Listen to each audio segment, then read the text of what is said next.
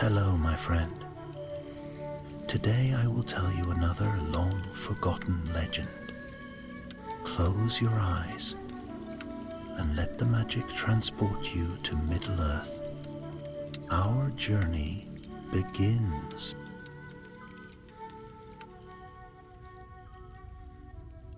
Long before the doom that would one day sweep across the sea, Numenor stood proud beneath the golden sun, its white towers gleaming like spears of pearl upon the western horizon.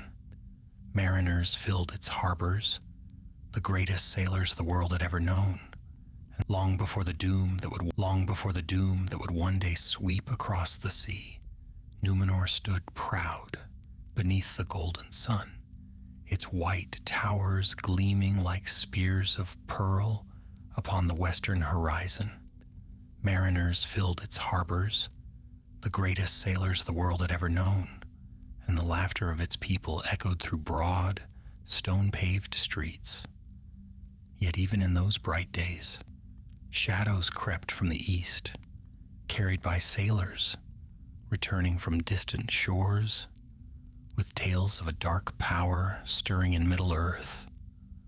Whispers reached the court of King Ar-Pharazôn the Golden. A lord in Mordor had risen again. Sauron, once the servant of Morgoth, now a master of dread in his own right. Some said he commanded legions of orcs and spirits of fire, others that he walked among men in a fair form, weaving honeyed lies and binding whole tribes to his will. Rumors traveled faster than truth, but the king heard them all, and pride smoldered within him like a coal, waiting for wind. Ar-Pharazôn would not suffer any power in Middle-earth to challenge Numenor's might. If this Sauron seeks dominion, he declared before his captains, then he shall kneel before our banners or be swept away. And so preparations began for the greatest armament ever launched from the island.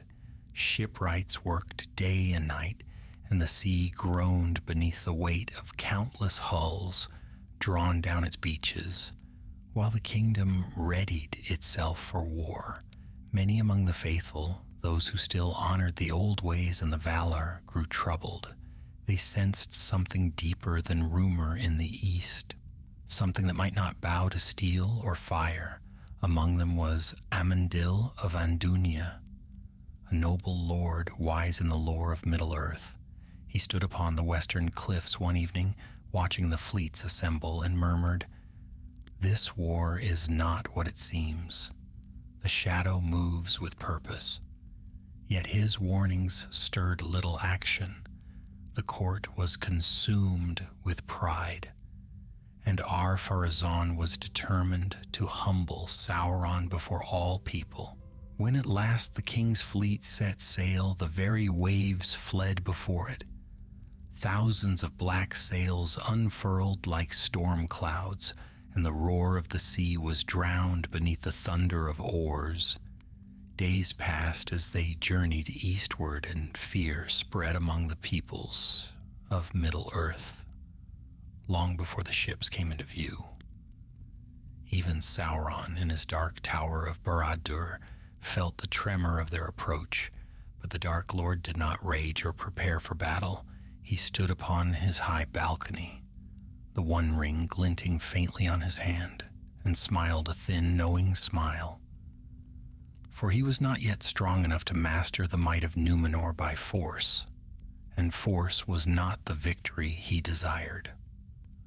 When Ar-Pharazôn's fleet at last landed upon the coasts near Umbar, the sight of it terrified the servants of Sauron. Great hosts fled from the shore. The mountains trembled with their flight. And in that trembling hour, Sauron himself emerged from his fortress, no longer clad in armor but dressed in humble robes of dark silver. His fair form shone with crafted gentleness, his voice soft as falling rain. Before the captains of Numenor he laid down his staff and bowed deeply. "Behold," he said, "the Lord of Mordor humbles himself before the might of the West. Take me to your king, for I am his prisoner." The Númenórean captains were astonished, for they had expected a war of thunder and fire. Yet here stood their enemy, surrendering without a blow. They bound his hands, though even in chains he seemed calm, almost welcoming. Some felt unease in his presence, sensing a strange weight behind his gentle smile. But none could name the cause, for Sauron's fair shape was wrought with cunning beyond mortal sight. He was brought aboard the king's flagship, where Ar-Pharazôn awaited him in his gilded pavilion. The king gazed upon the prisoner, seeing no monstrous tyrant, but a figure of dignity and quiet power. "So this is Sauron," Ar-Pharazôn murmured, "the shadow that has troubled the east." Sauron bowed once more. "I am he, O king, and I yield myself to you." Thus Sauron was taken in chains across the sea. But though the people of Númenor rejoiced, believing the darkness had been vanquished, the wise trembled, for they knew the shadow had not been defeated. It had merely stepped aboard their ships. The journey back to Númenor was long, yet each day passed with a quiet tension that threaded its way through every deck and cabin of the king's flagship.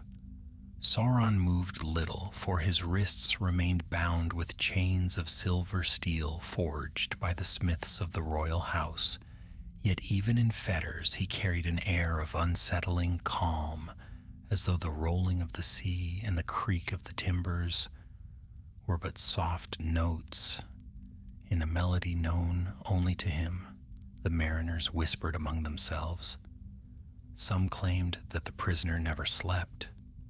Others said he spoke softly in the night, uttering words that made the lamps flicker and the wind hold its breath. But when questioned, Sauron would only smile with courteous restraint and bow in silence. Ar-Pharazôn visited him often. The king was a man of towering pride, but also of deep curiosity. He found it difficult to reconcile the legends of the Lord of Mordor with the composed figure seated upon the cabin floor. And though Sauron never lied outright, at least not in ways the king could detect, each answer he offered was shaped with subtle craft. "I surrendered," he told Ar-Pharazôn one evening, "because it is clear to me that the might of Númenor stands above all kingdoms of Middle-earth. Why should I wage war against so great a power when instead I may learn from it?"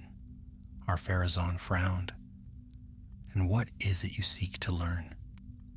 "A way forward," Sauron replied, his voice soft, almost weary. "My lands have long been marred by the ruin of the First Age. My people have suffered. Perhaps it is time for a new beginning, under your guidance." The king studied him, searching for deceit, yet finding none he understood. Pride swelled within him, warm and bright, the idea that the most feared lord of the East had bent the knee out of awe. This pleased him greatly. But others aboard the fleet were not so easily swayed. Captain Núrion, a sailor seasoned by many voyages, watched the prisoner with unease. He noted the way the lamps dimmed when Sauron walked past them, the way the cabin grew colder whenever he spoke. One night he approached Lord Amandil, who traveled among the officers to counsel them. "My lord," whispered Núrion, "there is a strangeness on this ship." The prisoner smiles like a friend, yet the very air grows heavy around him. "I fear we sail with more than a defeated foe." Amandil's gaze hardened, though no anger was aimed at the sailor. "Keep your eyes open and your heart steady," he answered. "Evil often comes clothed in fair raiment, but until the king sees it for himself, we must tread carefully." As days passed, the sea darkened with clouds. A great storm rose out of the west, driving rain against the fleet in sheets as sharp as arrows. Thunder rolled like the beating of distant drums. Many ships struggled to hold their course. Yet upon the flagship, the prisoner remained unnervingly serene, as if storms obeyed a will other than the wind. One night, the tempest struck with such fury that the ship heeled sharply, nearly capsizing. Sailors shouted, ropes snapped, and oars splintered under the violent sway of the waves. Ar-Pharazôn himself strode upon the deck to command the crew, his cloak whipping like a banner in the gale. Below, in the dim cabin where Sauron sat chained, the storm roared like a living beast. A sudden crash split the ceiling as a mast shattered. Lanterns swung wildly. Núrion, struggling to regain his footing, saw the lamp above Sauron's head tear from its hook and plunge downward. He leapt forward to stop it, but the lamp froze in midair, just for an instant. A heartbeat. No longer. Then it slammed harmlessly to the left of the prisoner, rolling against the wall. Núrion stared, breath stolen by shock. Sauron merely looked up and smiled with the quiet calm of one who had expected the outcome. "Fear not," he murmured. "This ship will reach your shores. No storm shall claim it." But the captain's fear deepened, for he had seen not the lamp, but the shadow beneath it, a thin, flickering outline upon the floor, shaped like a crowned figure wreathed in flame. At last the storm passed, leaving the sea calm and gray under a pale dawn. The fleet gathered itself, battered but intact, and continued eastward toward Númenor. Yet Núrion's tale spread quietly among the crew, bringing dread to many hearts. Still, none dared speak against the king's purpose. When the mountains of Númenor rose into view, emerald peaks crowned with shining clouds, the fleet sounded horns of triumph. Citizens rushed to the harbors, cheering as the ships swept into port with banners flying. And when they saw the prisoner led ashore in bonds, many rejoiced, believing that the threat from the east had at last been vanquished. Sauron walked with measured steps, chains glinting in the sun, yet his eyes moved with quiet study, taking in the towers, the markets, the crowd that pressed forward with reverent awe. Númenor was strong, strong beyond any realm remaining in Middle-earth, but strength could be turned, pride could be fed, fear could be sown. And as Sauron bowed before the king upon the white steps of Armanelos, he murmured words so soft only Ar-Pharazôn heard them. "Let me serve you, O king, and together we shall master all troubles that lie beyond your shores." The king, swelling with triumph, nodded. Thus the shadow entered Númenor, not with armies or war cries, but with a quiet step, a humble bow, and a chain that he no longer needed. From the moment Sauron set foot upon the paved courts of Armanelos, a stir passed through the streets, like a sudden change of wind. Crowds pressed close, craning to behold the prisoner whose name had haunted Middle-earth for centuries. Yet what they saw was not a towering creature of flame, nor a warlord crowned in iron. He was fair of face, tall and straight, bearing a grave dignity that seemed almost noble. The chains on his wrists glimmered as though part of some solemn ceremony rather than a mark of captivity. Ar-Pharazôn walked before him, radiant in his pride. The king's triumph was proclaimed from tower to tower. Trumpets sounded along the walls, and banners unfurled across the high terraces. Captains of the fleet followed in shining ranks, while the nobles of the court gathered upon the palace steps, resplendent in embroidered cloaks.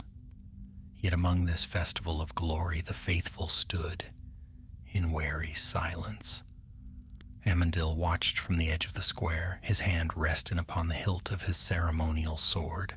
By his side stood several trusted companions, men and women who still held to the old reverence of the West. Their faces were troubled, though none dared voice what stirred within their hearts, for to speak against the king's victory on this day would be folly. Amandil's gaze never left the prisoner.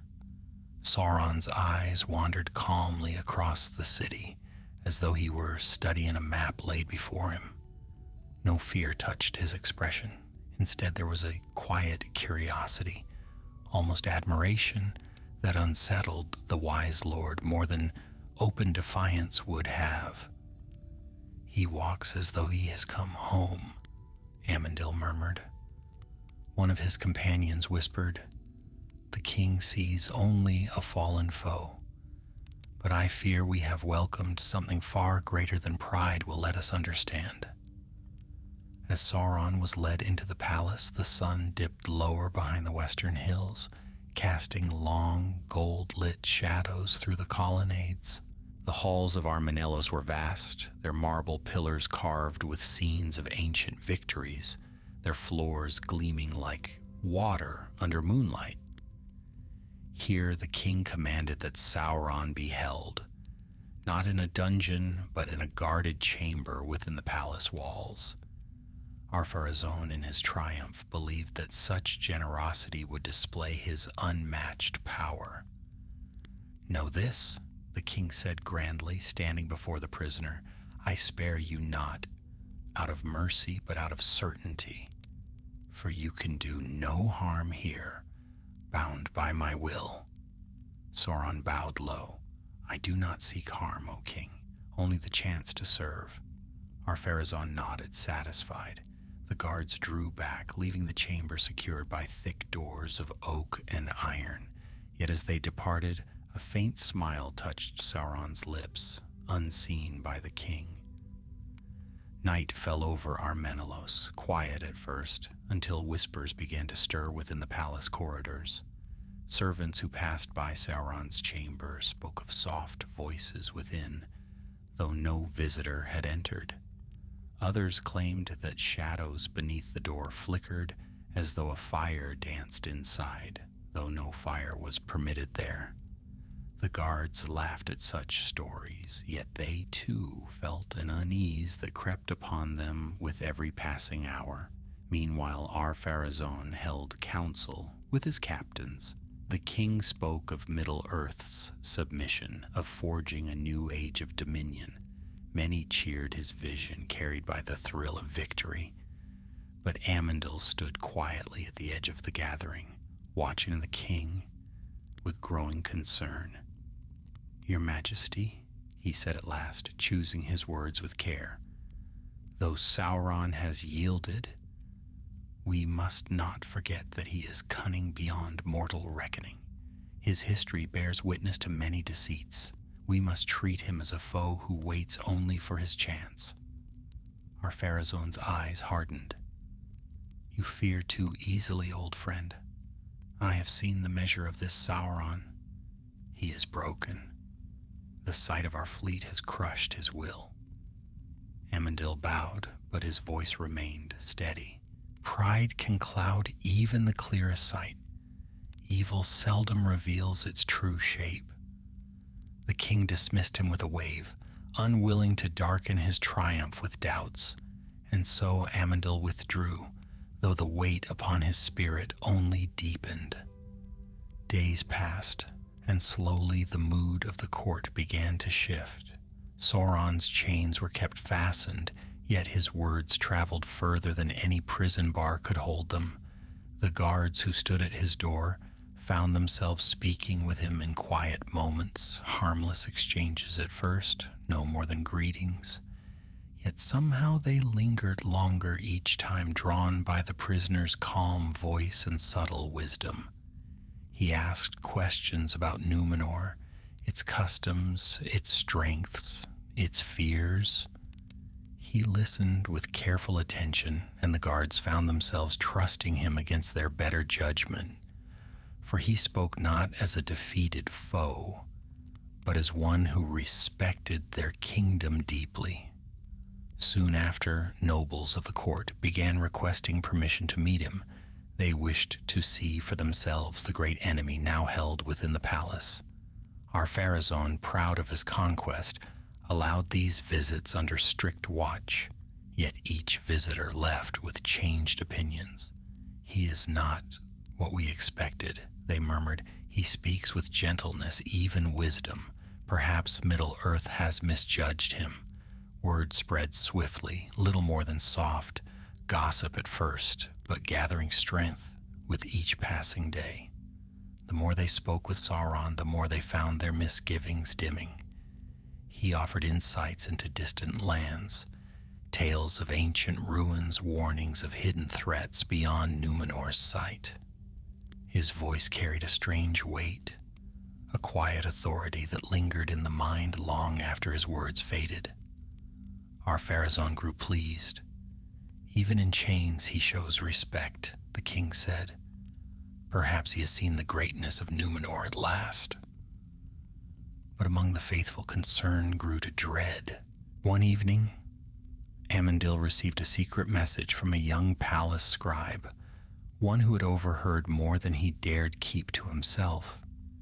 In a dim courtyard between the gardens, the scribe bowed low and whispered, "My lord, Sauron speaks of shadows that move beyond the king's sight. He hints that only he understands what stirs in the east." The king listens, and his heart swells with pride. "I fear the prisoner we have welcomed is weaving something unseen." Amandil looked toward the palace lights, burning bright against the night sky. Then the shadow has begun its work.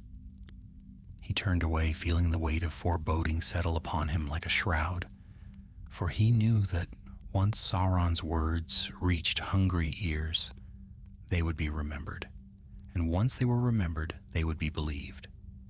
Thus, though Sauron remained bound in his chamber, the chains that mattered least were those upon his wrists. The ones that mattered most were already reaching into the hearts of men. In the weeks that followed, the change in Ar-Menellos did not come with thunder or alarm, but with the soft, steady drift of a tide whose rise is noticed only when the shore is already lost. Sauron remained a prisoner in name, yet his chamber door opened more often, and the guards, once stern and watchful, stood with eased shoulders, speaking to him as though he were an honored guest rather than the dread lord of Mordor. Ar-Pharazôn himself visited with increasing frequency. At first he came out of pride to behold his conquered foe, but soon he came out of curiosity, and after that, out of something subtler, something Sauron had woven into each conversation like a silver thread. The king would arrive with a retinue of nobles, a wide cloak flowing at his heels, his crown gleaming under the lamplight. He would ask questions, some sharp and probing, others almost eager, and Sauron always answered with measured respect. Where he spoke of Middle-earth, he praised Numenor's might.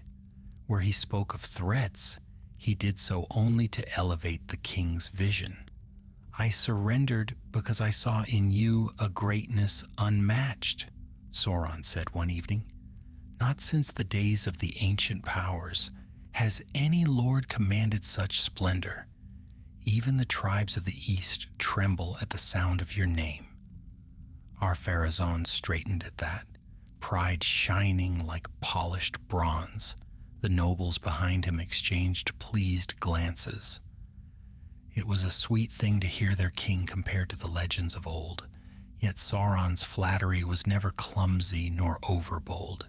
He gave praise with the restraint of one who understands that the hungriest will not bite if too suddenly offered a feast. Still, the faithful watched these meetings with unease. Amandil moved quietly through the court, seeking signs of danger, but finding little he could seize upon. Sauron offered no threats, revealed no open malice. His chains remained bound, his voice remained courteous. One evening, after a long day of council, Amandil approached the king in the great hall, where torches burned along the pillars like captured suns.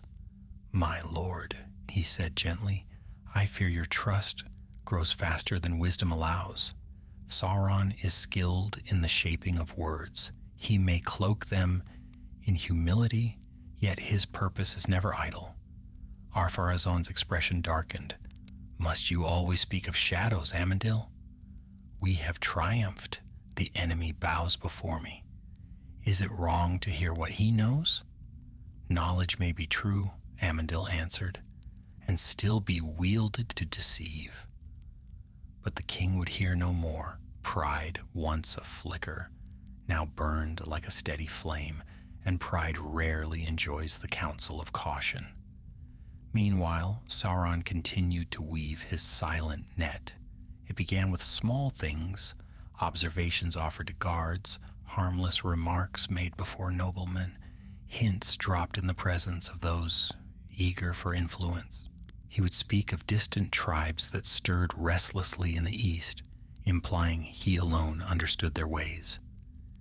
He would mention ancient secrets buried in forgotten ruins, praising Numenor's strength as though inviting the king to claim even greater glories. Soon whispers spread through Armenelos like birds startled into flight.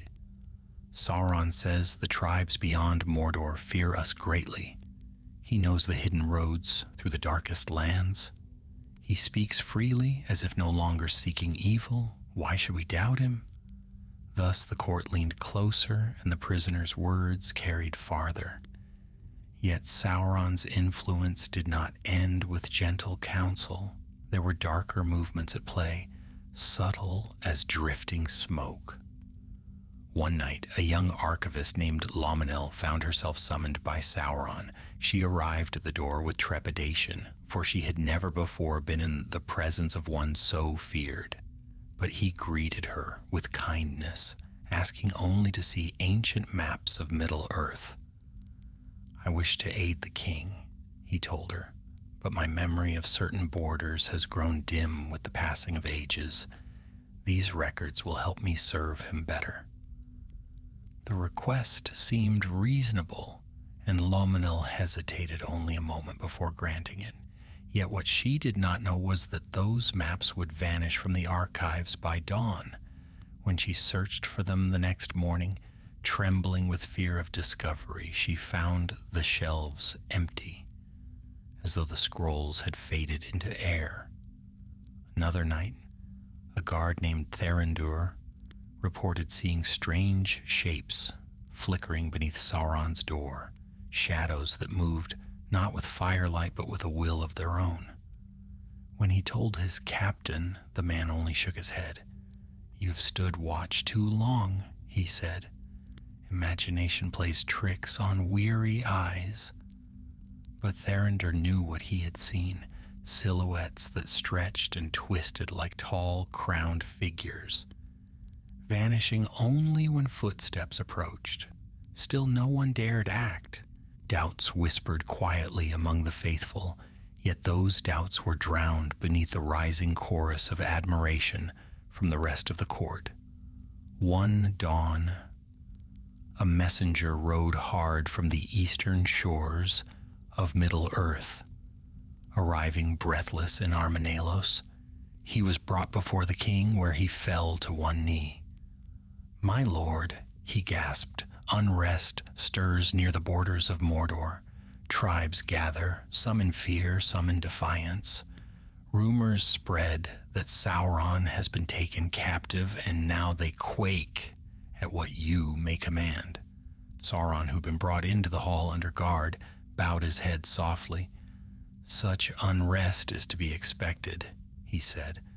"My absence has left a void. If you wish, I may guide your captains in calming the lands." Ar-Pharazôn looked upon him with a gleam of triumph. "You seek to serve?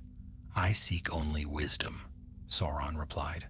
For a land without guidance may grow wild. Let me aid you, O king. My knowledge may turn unrest into loyalty." The nobles murmured among themselves. Many nodded approvingly, but Amandil stepped forward, eyes blazing with alarm. "My lord," he said, "do not accept this counsel. Sauron's influence grows by the hour. His words shape themselves to your pride. You do not see the snare ahead." Ar-Pharazôn's voice thundered like a storm. "Enough, Amandil. I will not be ruled by fear. If Sauron wishes to serve, then let him serve." And so the king dismissed the wise lord, turning instead to the prisoner, whose chains, though not yet removed, hung looser upon his wrists. That night, as the moon cast long silver beams through the palace windows, Sauron sat in his chamber, alone.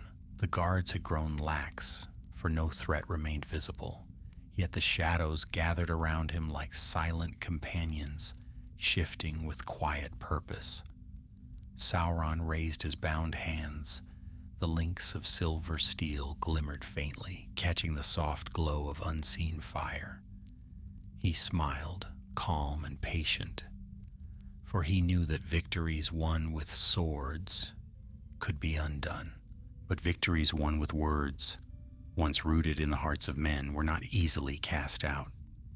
And in Númenor, the roots had begun to take hold.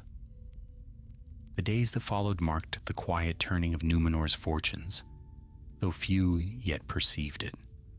The great island still shone in its splendor, its high towers crowned with white banners, its harbors crowded with proud ships, its people swift to rejoice in their king's triumph. Yet within Armenelos, the heart of the realm, subtle changes stirred like the first shiver of wind before an unseen storm. Sauron's chamber, once a place of wary vigilance, had grown almost warm with company. Nobles visited often, drawn by the prisoner's calm wisdom. Captains sought his insights into the lands of Middle-earth. Even scholars, some reluctant, some eager, consulted him on ancient lore. And though guards were always present, they stood less rigidly than before, their hands farther from their blades, their eyes softened by trust. Sauron never pressed, never commanded. He merely listened or spoke when asked, but each word was shaped with quiet purpose. He told the nobles what they longed to hear, that Númenor's greatness was unmatched, that its destiny lay far beyond the horizon. He assured the captains that Middle-earth's tribes would break before them should they march again. And to the scholars he offered fragments of long-lost knowledge, enough truth to dazzle, and enough mystery to bind their curiosity to him. Yet the faithful watched with growing dread. At the western end of the city, beneath the tall cypress trees of the Court of Springs, Amandil gathered a small company of trusted friends. These were men and women of high lineage and steady hearts. Elendil of Andunia, who saw more than he ever voiced. Míriel, the rightful heir whose sorrow was concealed beneath quiet grace. And several others who still held to the ancient reverence for the West. They stood in the shadow of the fountains, speaking in hushed tones. "Sauron's influence spreads," Amandil said, his voice low. "Already the court bends nearer to him. If this continues, the king will trust his counsel more than that of his own people." Elendil nodded gravely. "I have heard talk among the nobles. Some believe Sauron's surrender was a sign of fate, that he has abandoned the darkness of old and seeks honor under our king." "Folly," Míriel whispered. "Evil does not discard its nature so lightly." "Yet folly grows swiftly," Amandil replied, "and already I fear we are too few to turn the tide." One of the younger faithful, a keen-eyed youth named Almandur, stepped forward. "Then let us speak openly before the court," he urged. Let us reveal the dangers. Amandel shook his head. No. The king's pride burns too brightly. If we speak openly, he will cast us aside, or worse. We must watch and wait, and act only when the need grows dire. Almandur bowed, though reluctance shadowed his expression. As the faithful dispersed, each troubled by the growing darkness, Amandil lingered alone beneath the trees. The wind was cool upon his face, carrying with it a scent from the distant sea. He looked westward toward the forbidden shores where no man might sail, and he prayed silently that the Valar still watched over their wayward kin. Meanwhile, within the palace, Sauron continued his quiet work. One evening, after a day of council, Ar-Pharazôn summoned Sauron to the inner hall. Though the prisoner still wore his chains, they were polished now, gleaming like silver ornaments rather than instruments of restraint. The king sat upon his tall throne, robed in crimson, crowned with the dragon helm of Numenor's sovereigns. Sauron, Ar-Pharazôn declared, rumors grow of unrest in Middle-earth. You have spoken of the tribes that stir beyond Mordor's borders. Tell me now, does a greater threat remain? Sauron bowed deeply. My lord, that land has known only darkness since the fall of the ancient powers. Without guidance, it festers. I sought to rule it in my own way, but none may bring order as you can. The king leaned forward, intrigued. And how may this be done? You are beloved by your people, Sauron said, his voice soft and measured. But fear rules far beyond your shores. The tribes of the east tremble, yet they also wonder. They ask, will the king of Numenor reign over them? Will he restore peace, or will he strike them down? They wait for your answer. Ar-Pharazôn's pride swelled again, unmistakably. Then they shall have it. But, Sauron continued gently, there are truths hidden in the ancient world, truths only I know. If you permit me, I will reveal them. They shall strengthen your throne, extend your might, and secure your dominion beyond all reckoning. The king considered this, silent. Behind him, several nobles shifted uneasily, aware that Sauron's words held a power beyond mere counsel. Even those not among the faithful felt a chill, though they did not understand why. Ar-Pharazôn finally spoke. You offer much, but why? Because, Sauron replied, I have seen your greatness, and I believe that if I serve you, your reign shall surpass even the days of the old kings. The king smiled, a slow, satisfied smile. Thus Sauron's influence deepened. His chains remained, yet they were no longer locked with vigilance. Guards removed them at certain hours for convenience. He walked under escort through the palace gardens, where he spoke kindly to gardeners and servants, asking simple questions, offering gentle praise. Many found themselves disarmed by his courtesy, yet the shadows around him grew thicker. One night, a chambermaid fled from the guest wing in terror. She claimed she had seen Sauron walking beneath the moonlit arches, without escort, though his guards swore he had been locked in his chamber. Others whispered of faint chanting from the upper levels of the palace, though no one could trace its source. Still, the king dismissed such rumors as fear-mongering. But the turning point came with the arrival of a second messenger from Middle-earth. He stumbled into the throne room, exhausted and trembling. His clothes were torn, his skin smeared with dust. My lord, he gasped, the tribes near Mordor rise in chaos. Not against you, but against each other? Strange omens haunt the skies. Fires burn atop mountains that slept for ages. They cry your name in both fear and hope, begging for a ruler who will end their terror." Sauron bowed his head, hiding the gleam in his eyes. "My absence," he murmured, "has unbound them. Only one hand can restore order now." The king looked at him sharply. "Yours?" "No, my lord," Sauron said softly. "Yours, guided by my knowledge." The court stirred in astonishment, and it was in that moment beneath the carved dome of Ar-Menelaus that Ar-Pharazôn first allowed the idea to root in his mind that Sauron, the very foe he had taken prisoner, might indeed be the key to greater dominion. Amandil, standing among the courtiers, felt cold dread seize his heart, for he saw clearly what others did not. The shadow had not merely entered Numenor, it had begun to lead. In the following days, the palace of Ar-Menelaus grew strangely divided, though no wall had been raised and no decree proclaimed it so. On one side moved those who clustered near Sauron, nobles eager for influence, captains hungry for new conquests, scholars dazzled by hints of forgotten lore.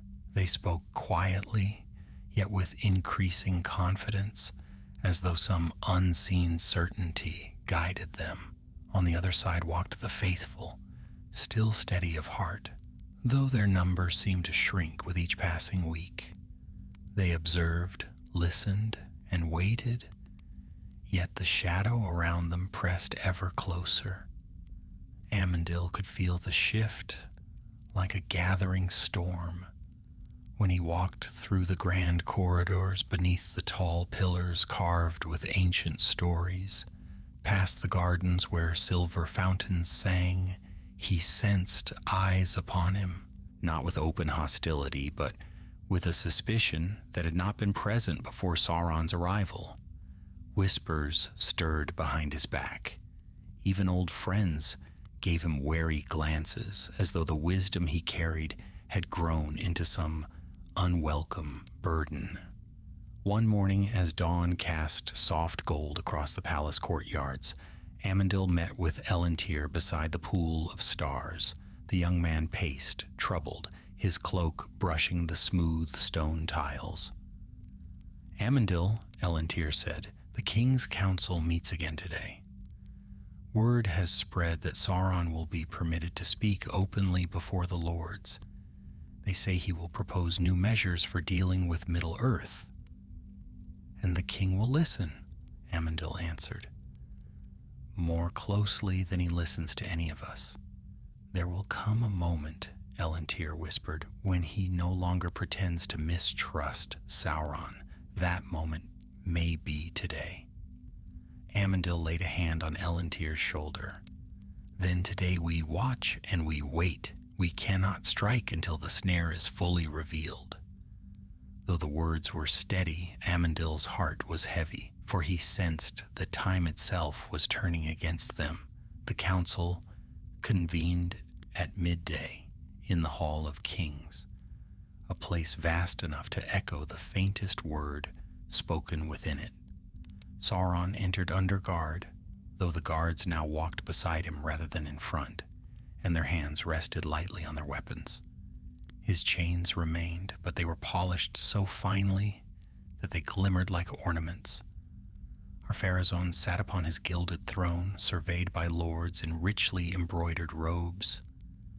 Amandil stood among them, silent and grim. When Sauron bowed, the hall fell still.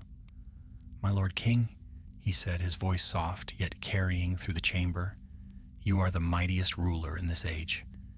Yet Middle-earth trembles, lost in confusion. Tribes clash, shadows stir, fear spreads like fire among dry leaves. They need a guiding hand, one strong enough to shape the fate of nations.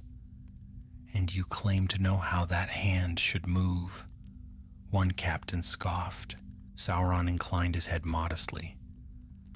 "I claim only to have walked those lands for many years. I have seen their weaknesses. If your captains march without wisdom, They may face traps they do not yet comprehend. Ar-Pharazôn leaned forward. "Speak plainly, Sauron." Sauron did. There before the assembled court, he described the strife beyond Mordor, the rising unrest, the warring tribes, the leaders hungry for dominance. His words painted a picture vivid and alarming. Even those who distrusted him felt the weight of his descriptions. Then he turned, slowly, eyes calm and steady. "If your majesty desires," he said, "I shall show you the pathways through the darkest hills. I shall reveal the strongholds hidden beneath ash and stone. I shall give counsel such that no foe may rise against Numenor." The hall stirred again, rippling with murmurs. Ar-Pharazôn stood. "Sauron," he declared, "you offer knowledge that could serve this kingdom greatly." Amandil stepped forward quickly. "My lord!" But the king silenced him with a raised hand. "And so," Ar-Pharazôn continued, "I shall appoint you as advisor to my captains on matters concerning Middle-earth alone." A thrill passed through the room. Even some who had doubted Sauron now nodded with approval. Amandil felt as though a cold stone had settled in his chest. This was not yet the king's utter surrender of wisdom, but it was the first deep cut, a wound that once opened would not easily close. After the council dispersed, Sauron was escorted back to his chamber, yet he walked with a different air than before. It was still humble, still soft-spoken, but beneath that humility pulsed something steady and triumphant. That night, strange lights flickered in the upper windows of the palace. Some claimed they were reflections from the watchfires. Others whispered that they were signs of old powers awakening. A servant fled from the west wing, trembling, saying she had heard faint chanting beneath the earth, though no singer could be found. Still, the king dismissed all such tales. In the days that followed, Sauron's influence deepened further. He advised the captains on strategies no mortal could devise. He traced the borders of forgotten realms upon great maps spread across carved tables. He spoke of ancient wars, of spirits that haunted deep forests, of cursed vales none but he could navigate. The captains listened, enthralled. One evening he walked in the palace gardens under escort. Nightingales sang in the branches above. Moonlight glazed the marble paths. There he paused beside a tall pillar, carved with the likeness of Elros, first king of Numenor. Turning to the guards, Sauron spoke quietly. "You are a noble people, yet even noble houses fall when fear drives them. The tribes of the east grow restless. They fear Numenor. But I can help them understand your might. With your king's leadership, the whole of Middle-earth may know peace." The words were gentle, but the guards felt the echo of something deeper. They repeated his speech later in the barracks. Soon it spread to the officers, then to the nobles. Thus Sauron's message traveled without him ever lifting a hand. Still, the faithful resisted, though their circle dwindled. One night, Amandil gathered them once more in the Court of Springs. "We approach a sharp turning," he said gravely. "The king sees only what flatters his heart. Sauron has begun to shape his will. If the king should raise him higher still, Numenor will not be the same." Muriel's eyes shone with sorrow. "Do you foresee that day?" "I fear it approaches," Amandil replied, "and when it comes we must be ready." For the shadow no longer crept, it marched, and all the while Sauron waited, patient as stone, steady as the tide, knowing that the moment of greatest triumph often arrives softly, on footsteps no louder than breath. The moon waxed and waned over Armanelos, and with each passing night The air in the palace grew heavier, as though the very stones sensed a nearness of shadow. Yet outwardly, Numenor remained bright. Markets thrived, ships glided over silver waters, and the king walked with lifted head, for his confidence had swelled into something vast and perilous. Ar-Pharazôn had always been bold, but now boldness sharpened into hunger. He saw himself not merely as king of Numenor, but as one destined for greater dominion, one who might rule lands uncounted and command powers beyond mortal reach. And though he did not yet understand the source of this ambition's flame, Sauron quietly fed it with every breath. One afternoon the king summoned his war captains to the inner court, a grand colonnade ringed with white pillars carved in the likeness of Numenor's ancient kings. Sunlight streamed through the arches, bright upon golden shields and helms. Sauron stood among them, no longer kept behind guards, though his chains remained for form's sake. "My captains," Ar-Pharazôn declared, "Middle-earth stirs. Tribes rise and fall like trembling reeds. Should we stand idle while lesser kingdoms contend? Or shall Numenor extend its guidance so that all lands may share in our glory?" Cheers rose, though some hesitated. A few captains exchanged uneasy glances, for they sensed the king's desire outpaced reason. Yet none dared speak openly, for Ar-Pharazôn's wrath was famed throughout the Isles. Sauron stepped forward with a graceful bow. "My lord," he said, "your captains need not fear the shadows of Middle-earth. With your strength behind them, even the darkest hills shall yield. But to guide your forces rightly, I must speak plainly." The king gestured for him to continue. "Our enemies do not rise from courage, nor from hope," Sauron said. "They rise from confusion. My former servants, those who dwelt in Mordor, scatter without leadership. The tribes tremble, unsure which power to fear or follow. Should your host march again, they will fall swiftly into order beneath your banner." The captains murmured in agreement. Ar-Pharazôn's pride flared anew.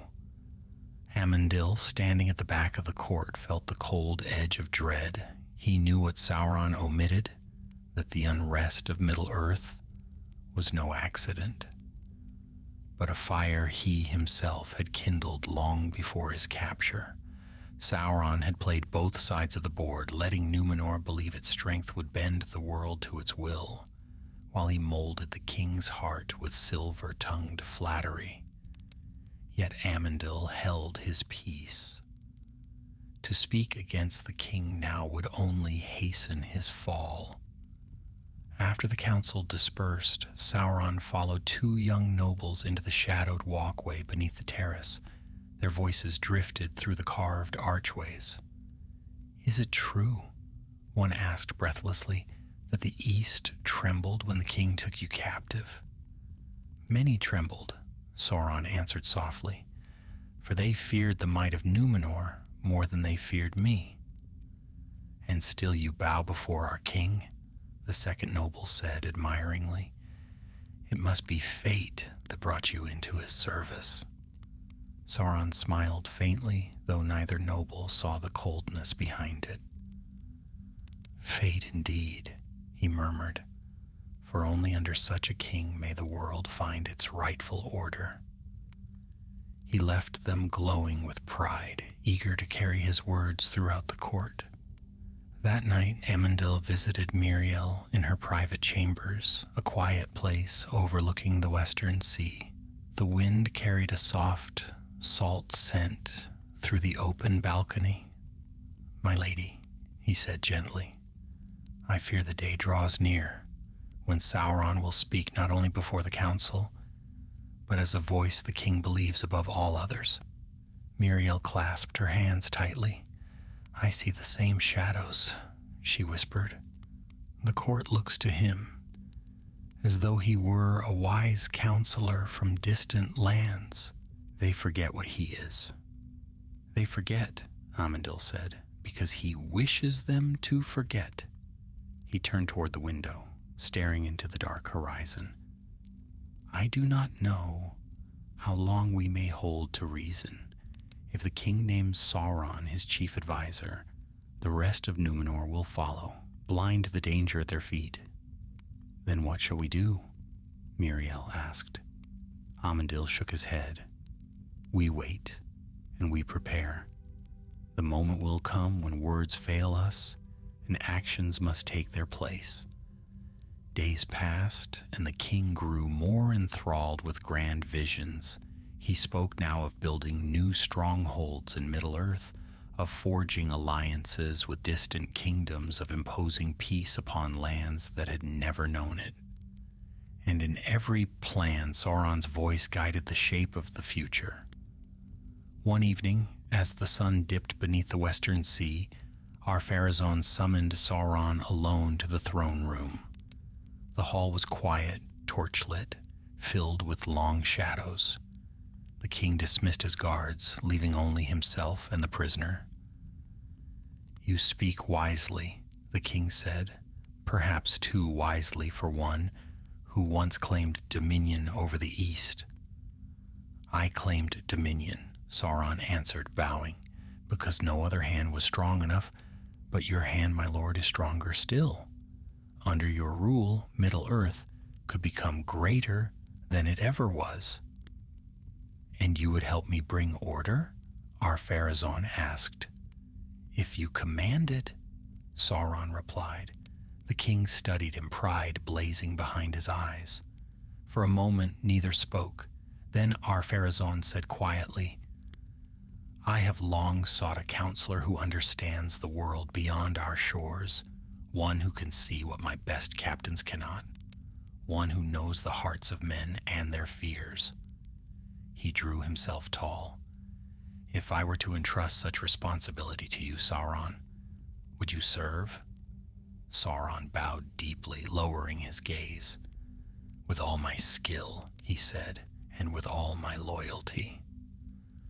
Ar-Pharazôn nodded once, slow and deliberate. Then soon, he said, I shall lift you above the lesser counselors, and you shall sit at my side. But first, I must show the people that you serve me wholly. A strange gleam flickered in Sauron's eyes, though his face remained serene, as my king commands. Thus the step was taken. Nothing had yet been announced, but the path was laid. Ar-Pharazôn had made his choice in secret, and now he needed only the right moment to reveal it. Yet the palace sensed the change. Servants grew cautious when Sauron passed by. Guards stood silently at attention, as though recognizing a new weight in his presence. Even the nobles spoke more softly, not daring to guess what place the king might soon grant him. But among the faithful fear deepened, for they knew that once the king placed Sauron at his side, the last barrier between Numenor and doom would crumble. The shadow would no longer whisper behind doors. It would speak from the throne itself. The morning that followed was clear and bright, with a sky the color of polished sapphire, but Numenor's fair weather could not mask the unease that had begun to coil through the palace. Something unseen lay beneath the surface of every glance, every whispered conversation, every measured footstep along the marble halls. Even the sound of the fountains seemed muted, as though the very water sensed the stillness before a great turning. For Ar-Pharazôn had made a decision that would shift the axis of the realm, and though he had spoken it only to Sauron, its echo reached those who had long watched the king's pride grow too great for caution to restrain. Amandil rose early, his thoughts troubled. As he walked through the gardens that opened toward the morning sun, he saw that the guards at Sauron's chamber now carried themselves with a strange mixture of ease and respect. The chains still hung from Sauron's wrists, but but they no longer bound him as they once had. The guards spoke with him freely, almost familiarly, for he had learned each of their names, flattered their loyalty, and assured them they served a king destined for greatness. When Amandil passed them, they inclined their heads respectfully, but he sensed their minds drifting away from his counsel. By midday, the king held council again, though this time fewer were summoned and fewer still were permitted to approach him. Amandil was among those allowed to attend, but he felt the weight of eyes upon him as he entered the hall of gold. Tall windows cast golden beams across the polished floor. Lords sat in 2 long rows, their faces solemn. Then Sauron entered. He no longer walked like a prisoner. His posture was straight, his gaze steady, and though the silver chains still lay upon his wrists, they had become tokens instead of fetters. The hall fell silent at his appearance, not from fear, but from something far more dangerous. Curiosity mixed with admiration. Ar-Pharazôn spoke first. Lords of Numenor, you know well that Middle-earth lies in turmoil. Without leadership, the tribes falter. Without guidance, they fall into ruin. Already our captains receive pleas for aid. It is time we understand this unrest clearly. He gestured toward Sauron. This one, the king continued, knows the lands beyond our sight. He understands the minds of the east. His knowledge surpasses that of all our scouts and advisors. Amandil stiffened. The words were too close, far too close to what he had feared. Sauron bowed low, his voice gentle. I am but a servant of your will, O king. If I may speak, I shall reveal what may guide you to triumph. Ar-Pharazôn nodded. Speak. Sauron stepped forward, lifting his eyes to the assembled lords. My former servants, those who dwelt in Mordor, are scattered, he said. They fight among themselves, each seeking to seize what little power remains. In the absence of a strong master, their discord spreads into the surrounding lands, stirring ancient grudges and igniting new ambitions. He lifted one chain-bound hand, indicating the maps spread before the council. Here, he continued, pointing to the eastern plains. Warbands clash like wolves over fallen prey. Here in the southern deserts, tribes flee from the mountains of shadow. Here along the coasts, raiders strike at villages that once swore allegiance to your might. His voice deepened slightly, carrying a subtle gravity. You may crush them by force if you wish, but they will rise again in chaos unless a power greater than any they have known brings them to heel.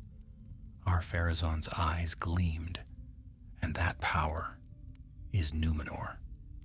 Indeed, Sauron said, bowing, but only if guided rightly. Murmurs swept through the hall. One of the elder lords rose, brow furrowed. Sauron, he said, you offer warnings and counsel, but how may we know your words are true? You are, after all, the same who ruled Mordor with fear.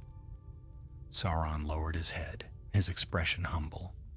I was harsh, he said softly, for harshness is all that land understood. But where I failed, your king shall prevail. I surrendered because I saw that my strength could not compare to his. If I now offer counsel, it is because I wish to see order restored where I once sought dominion. Several lords nodded, persuaded. Amandil stepped forward at last. My king, he said, hear me.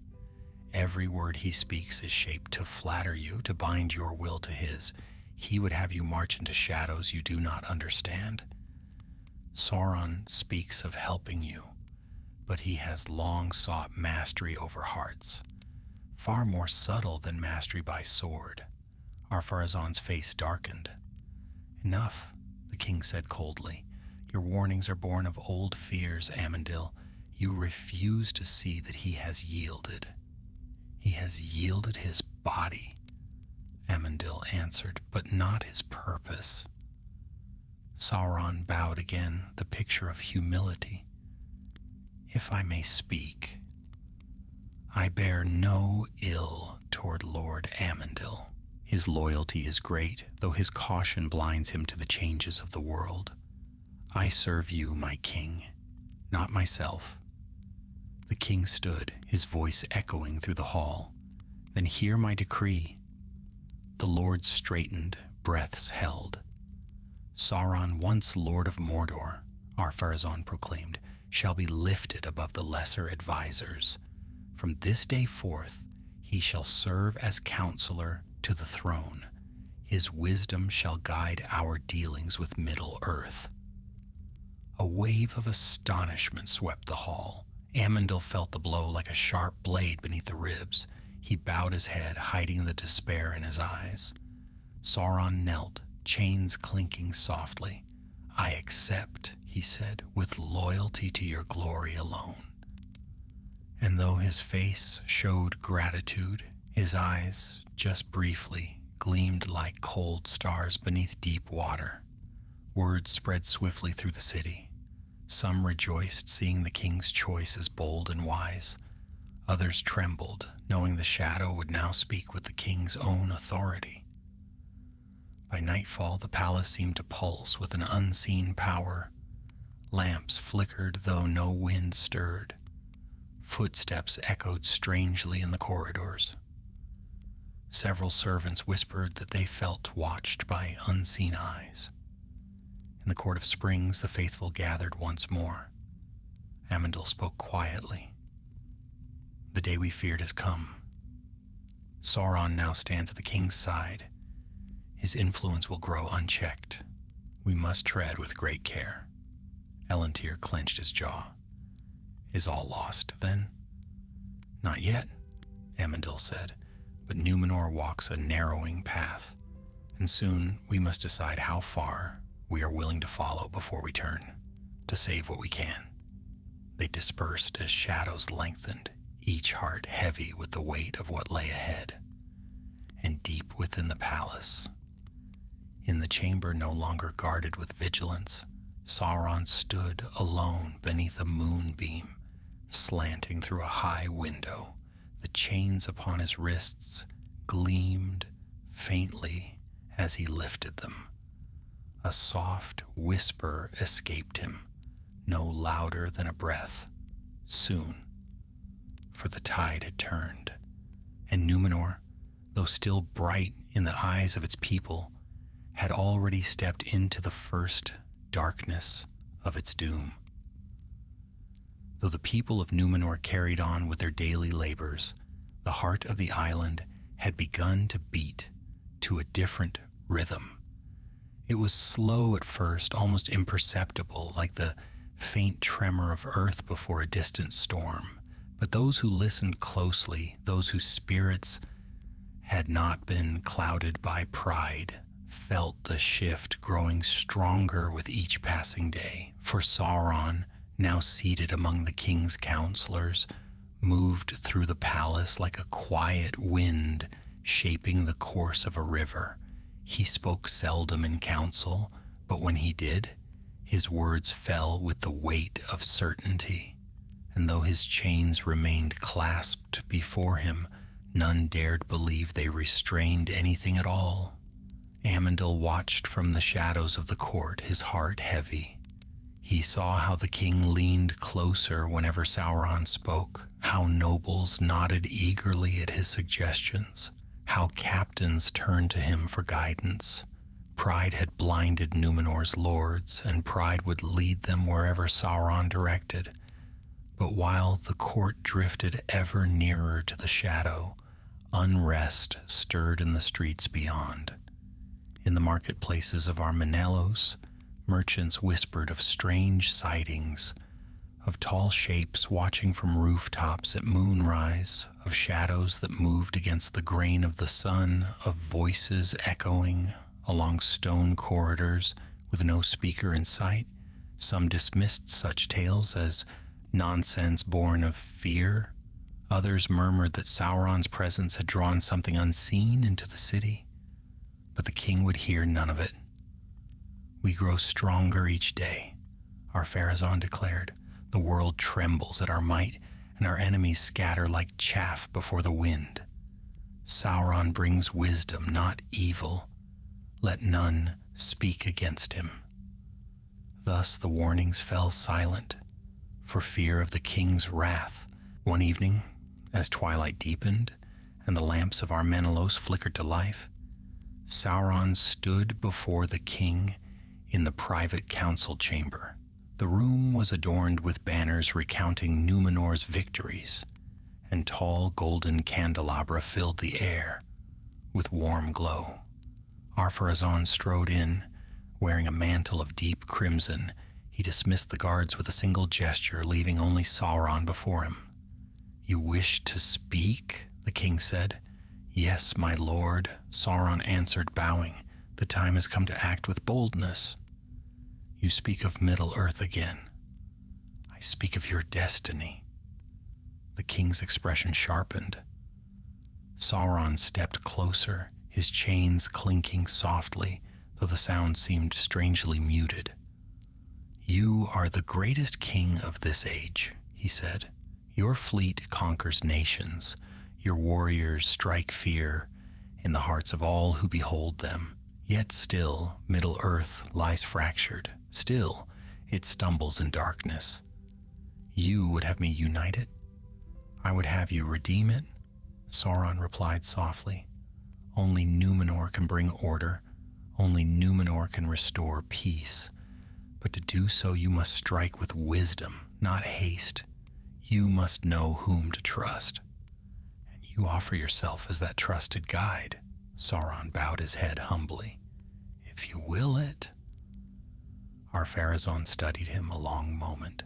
For the first time in many years, uncertainty flickered across the king's eyes, but pride quickly smothered it. "You offer much," the king said. "Show me you can deliver what you promise."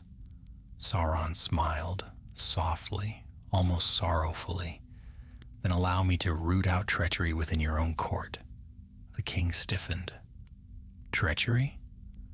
Not from your loyal servants," Sauron said gently, "but from those who still cling to old fears, fears that cloud their judgment. They would see Numenor remain small while the world cries for your leadership." Ar-Pharazôn's jaw tightened. "You speak of the faithful." Sauron lowered his eyes. "They do not trust your destiny. They speak against your choices in whispers. They doubt your wisdom." The king paced slowly, his steps echoing off the marble floor.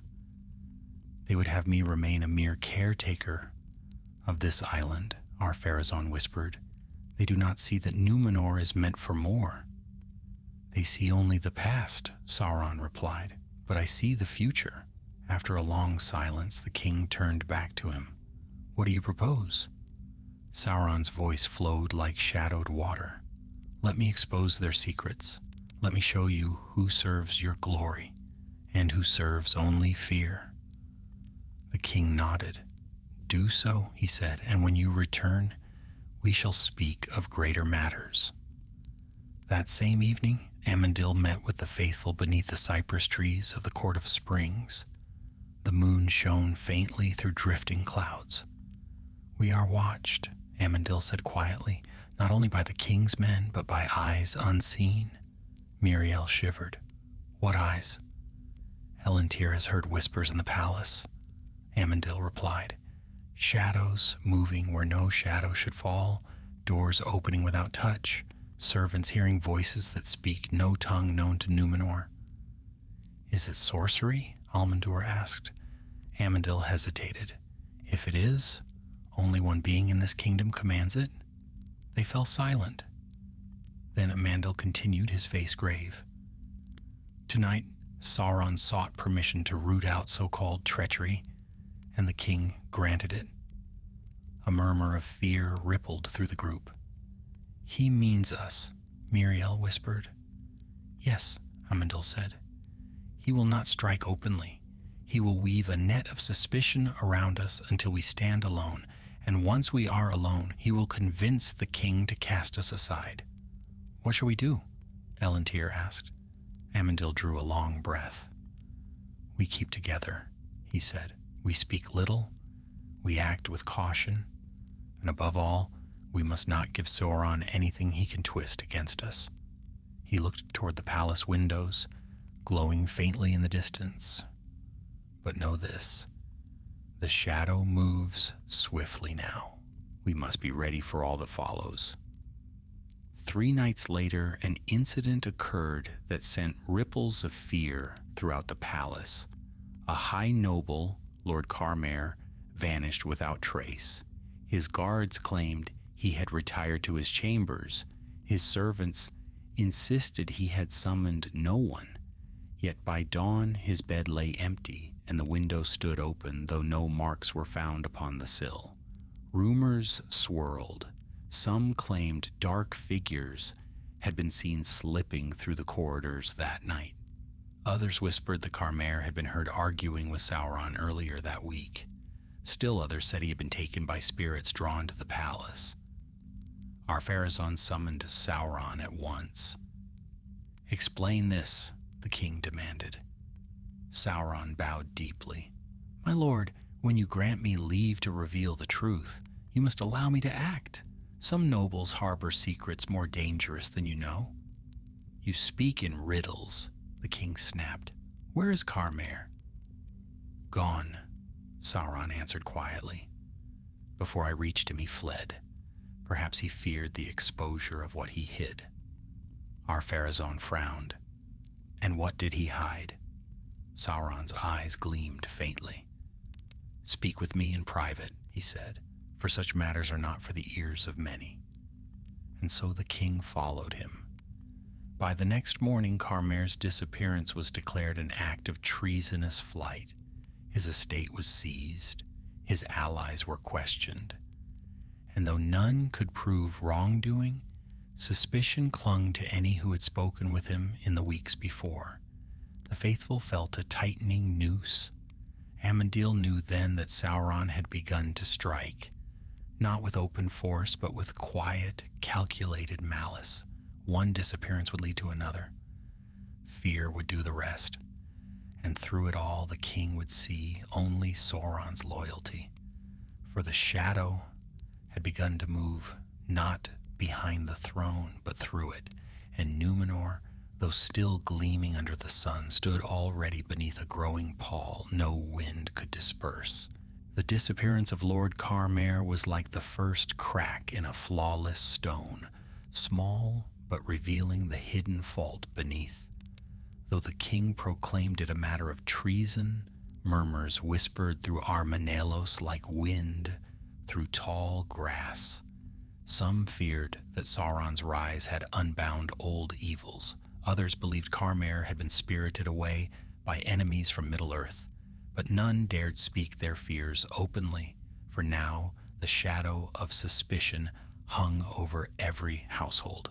Within the palace, watchfulness sharpened. Guards walked the corridors with heavier steps. Servants startled at the softest echo.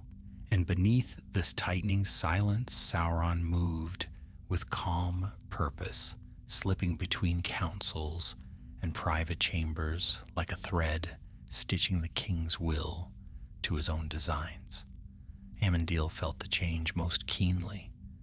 When he passed through the king's halls, conversations halted. Eyes drifted away. Those who once greeted him warmly now avoided his gaze, fearing that any show of friendship might mark them for scrutiny. Yet he bore this coldness with quiet dignity, for he knew its cause. Sauron had begun his quiet hunt, but the faithful were not powerless.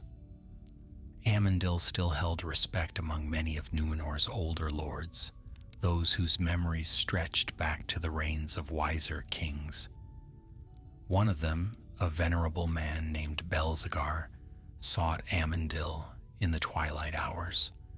They met in Belzegar's inner courtyard, where the scent of night-blooming flowers drifted through the air. Amandel, the old lord said softly, we stand at the edge of a precipice. The king's trust in the Sauron deepens with each word he utters. Yet all I see in that man is a calm too perfect, a humility too practiced. Amandel nodded. We have long feared such deception, and now it tightens around the king like a serpent. Belzegar's gaze darkened. If Carmer did not flee, if he was taken, then no one in the court is safe. Amandel's voice lowered. I believe Sauron seeks to eliminate those who might stand against him. One by one, he will erode the king's old loyalties until none remain except those he has molded. Belzegar sighed heavily, resting a trembling hand upon a stone bench. Then we must act, but how does one contend with such cunning? He weaves nets that cannot be seen until they are already drawn tight. Amandel looked toward the dark windows of the palace. We cannot strike at him openly, but we can protect those he targets, and we may yet reveal his true nature before the king. Belzegar inclined his head. I will stand with you. Thus a fragile alliance strengthened, though beneath its hope lay the grim truth that they were few and growing fewer. Meanwhile, Sauron deepened his hold upon the king. One night, Ar-Pharazôn summoned him to the high tower of Armenelos, where few were ever permitted to tread. From this height, the lights of the city spread like scattered stars below, and the sea beyond shimmered with reflected moonlight. Look upon Numenor, the king commanded, stretching out his hand. Is it not the greatest realm under heaven? Sauron stood beside him, chains glinting faintly. Great beyond any realm of this age, Sauron said, but greatness invites envy. Already hearts in the east tremble at your strength. Ar-Pharazôn smiled with pride. Let them tremble. Sauron's voice became low and steady. But fear alone will not bring them to heel. You must show them not only power, but purpose.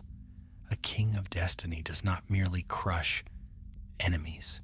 He reshapes the world. The king turned toward him. And you would guide me to this destiny. If you command it, Sauron replied, bowing, I shall show you which kingdoms will rise if left unchecked. I shall reveal the paths armies must tread, the oaths that must be sworn, the ancient powers that even now stir beneath the earth. At these words, the king's eyes gleamed with hunger. Speak of these powers. Sauron's expression grew solemn, almost reverent. There are secrets buried in the deep places of the world, he said. Secrets that only I know. If you understand them, you shall command not only the tribes of Middle-earth, but the very forces that shape the fates of men. Ar-Pharazôn's breath grew shallow. And these secrets, you will teach them to me? In time, Sauron said quietly, for you must first prove that your kingdom stands united behind you. Doubt and dissent must be cleansed. The king's jaw tightened. You speak again of the faithful? I speak, Sauron replied, of those who will hinder your ascent to greatness. His words hung in the air like the faint tremor of thunder. Ar-Pharazôn turned once more to the windows, staring out across his shining realm. He said nothing for a long time, but at last he spoke. Do what must be done. Sauron bowed, hiding the cold triumph in his eyes. That night, a second noble vanished, Lord Cirion, a quiet man known for honesty and clear judgment. His disappearance caused quiet panic among those who remembered the old ways. The king again accepted Sauron's explanation. Cirion, too, had fled from hidden treason. But Amandel saw the pattern clearly. He met with Miriel and Elendil in a remote storeroom beneath the Hall of Scrolls, a place seldom visited. Cirion is gone, Amandil said. 2 nobles in a handful of days. The court trembles, and Sauron speaks softly into the king's ear, shaping everything to his purpose. Miriel closed her eyes, grief tightening her features. How long until he comes for us? He will not move openly, Amandil answered. He prefers that fear break us apart, but we must not scatter. We must hold fast. Elentyr's hands clenched. We cannot wait forever. If the king accepts Sauron fully, he will not hear a single voice raised against him. That moment is near, Amandil admitted, but we must be ready when it arrives. Sauron's triumph lies in secrecy. If we reveal his schemes before the court, if the king sees even a glimpse of his deceit, there may yet be hope. Miriel looked up sharply. What do you mean to do? Amandil hesitated, then spoke with quiet resolve. There are still captains loyal to me. If Sauron seeks to ensnare the king entirely, I will gather the few who remain untainted. Together we shall confront Sauron with truth. Elentyr's eyes widened. You would face him openly? When the hour is right, Amandil said, not before. But deep within him he knew the danger. Sauron had walked in the presence of the greatest powers of the world. His guile was immeasurable. To expose him would require proof stronger than words, and courage beyond the measure of men. Yet Amandil would not shrink, for if no stand was taken, Numenor would fall without resistance. 2 days later, Sauron made his boldest move yet. During a grand feast in the king's hall, where lords and ladies sat at long tables laden with silver platters, Sauron rose from his seat beside the throne. His chains had been removed for the occasion, replaced by bracelets of polished steel that glimmered like water. He raised his voice. My king, he said, and lords of Numenor, there is treachery in this hall. A hush swept the room. Ar-Pharazôn frowned. Speak plainly. Sauron gestured gracefully toward the far end of the hall. There are those who whisper against your will. Those who would see Numenor retreat into fear, abandoning the destiny the world awaits. They meet in secret. They stir doubt among your servants. Amandil's heart froze. And who are these traitors? The king demanded. Sauron paused, letting the silence tighten around the hall like a noose. Then he said softly, You know some of their names already. Others I shall reveal, but in private, that you may judge their guilt without sowing chaos among the faithful. The king nodded grimly. Amandil knew then that the final turning had come. The shadow had cast its hand across the king's throne, and soon it would close into a fist.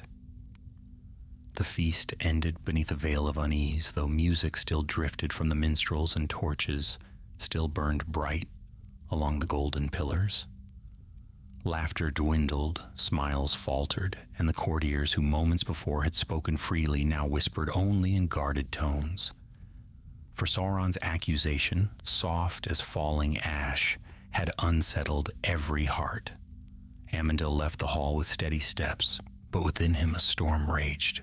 The net he'd foreseen had at last been cast. Soon Sauron would go to the king in private and speak names, slowly, carefully, each one chosen to deepen the king's distrust. And Amandil knew his own name would be among them.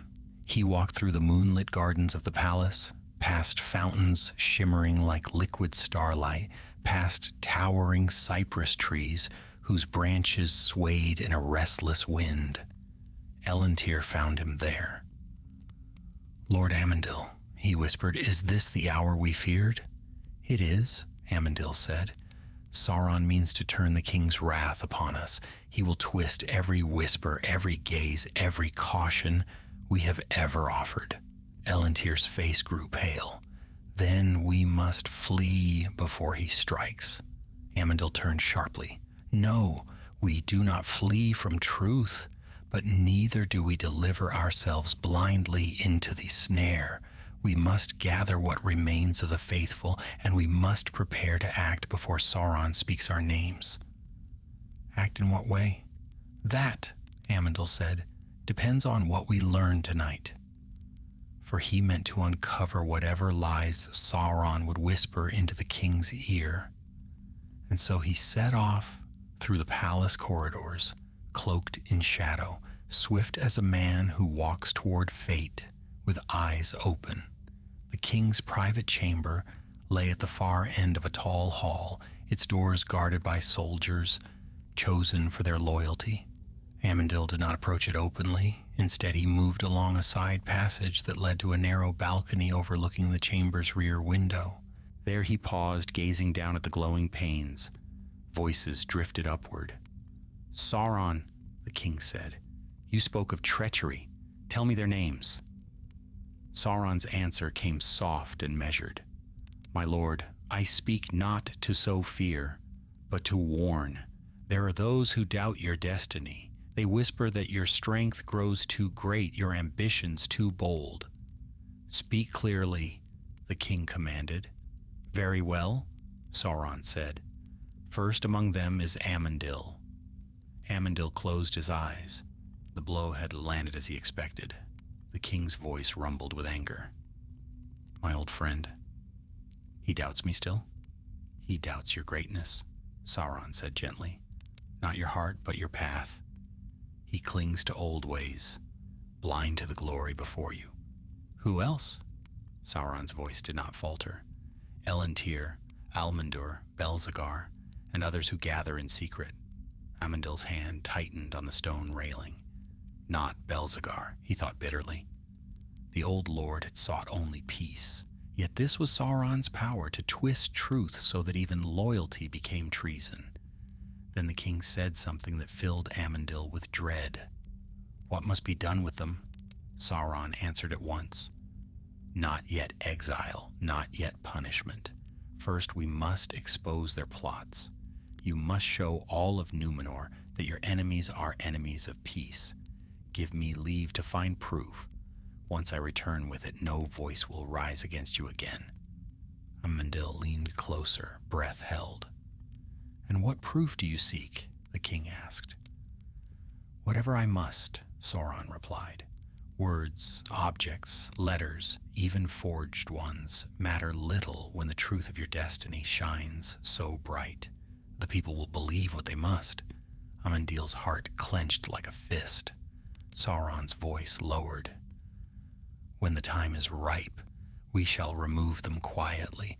No outcry, no rebellion. Númenor will stand united beneath your rule, free of all who would hinder your rise." Ar-Pharazôn exhaled deeply. "Do what must be done." "It shall be done," Sauron murmured. Amandil stepped back from the balcony, each breath sharp with cold fury. There would be no justice now, not by words alone. Sauron had woven a trap that would soon close around every loyal heart. He turned away, cloak swirling around him. The time for caution was ending. That night Amandil summoned the faithful once more, though it required every silent step, every hidden passage he knew.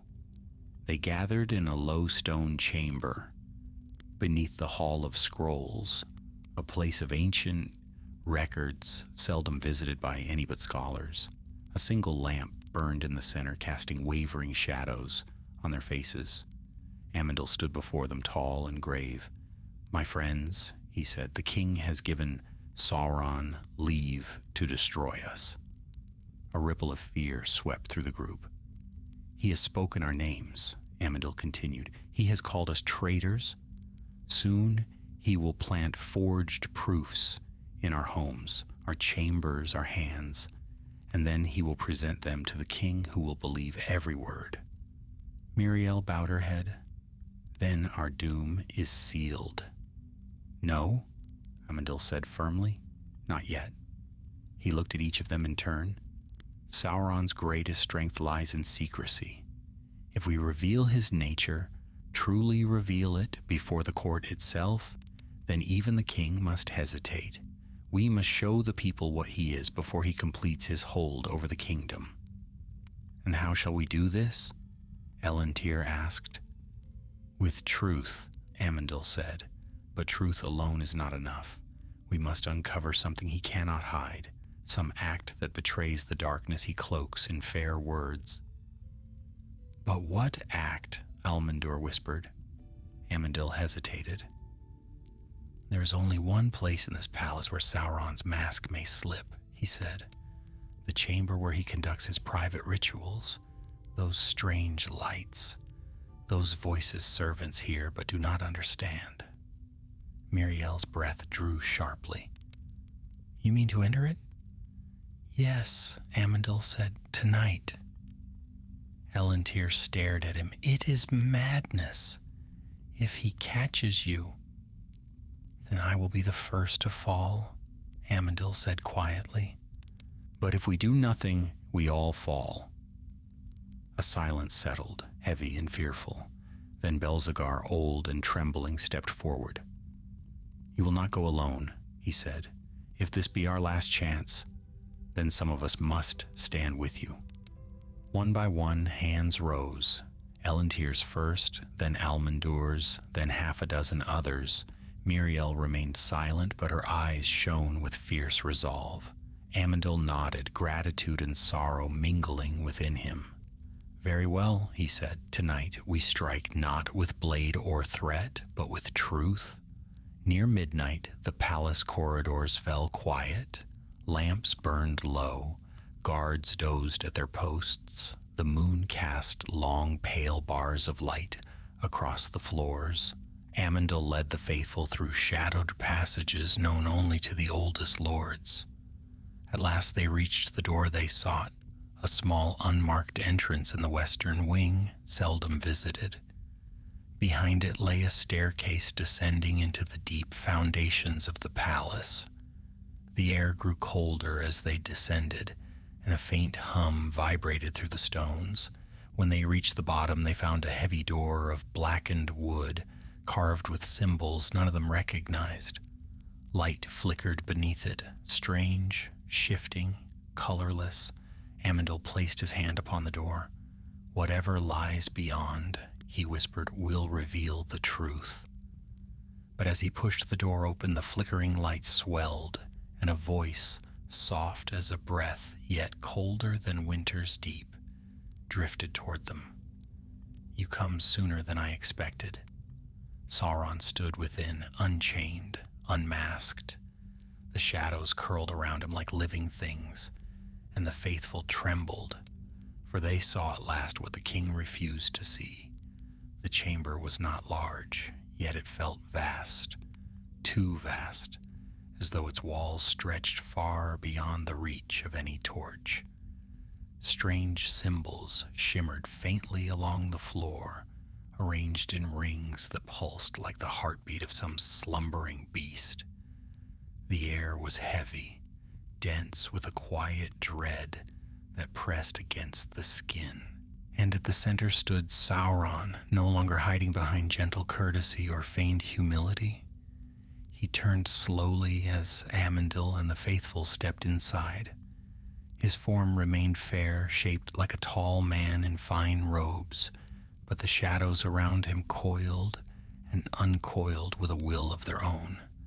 The brazier to his right burned with a cold, pale fire, unlike any known flame. The chains he once wore lay neatly folded upon a stone table, irrelevant trinkets now. Amandil steadied his breath. So, he said quietly, this is your truth. Sauron smiled. The expression was calm but wrong, too smooth, too measured, as though shaped for mortals, rather than born of genuine feeling. This, he answered, is the truth you were determined to find. You should take pride in your persistence, Amandil. Few have ever come so far. Elendil stepped forward, placing a hand upon the hilt of his ceremonial sword. You have deceived the king. You shape his heart with lies. And he accepts them? Sauron replied, for he hungers to hear what I speak. A king's pride is not something I created. I merely gave it voice. Belzegar, old but steady, raised a trembling arm. You mean to destroy us? Destroy? Sauron said softly. No, I seek only to remove obstacles.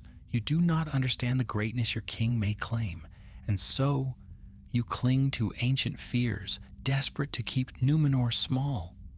Amandil stepped forward, placing himself between Sauron and the others. We keep Numenor true, he said. There is a difference. A shadow, almost a hand, stirred behind Sauron, flickering like a flame, struggling to hold its shape.